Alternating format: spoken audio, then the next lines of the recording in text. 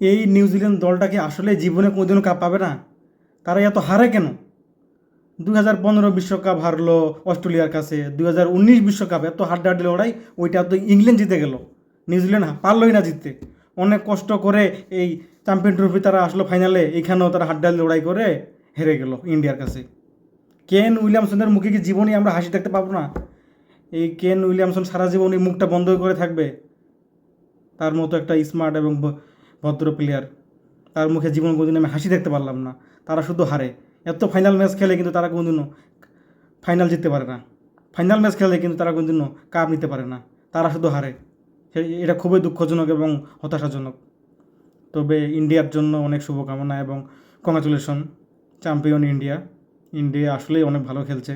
তারা শুরুটা অনেক ভালো করছিল। তবে নিউজিল্যান্ডের জন্য অনেক আফসোস, তারা কেন কাপ পাচ্ছে না? তারা শুধু ফাইনাল খেলে কিন্তু কোথাও জিততে পারে না। এটা কেন কেন কারণটা কি আমি কিছু বুঝি না। তাদের কি ভাগ্য খারাপ, না পাচ্ছে না, কি কারণ? তাদের কি ভাগ্যই খারাপ, না কি কারণ, না তাদের কোনো সমস্যা আছে? ফাইনাল খেলতে পারতেছে কিন্তু জিততে পারে না একটাও।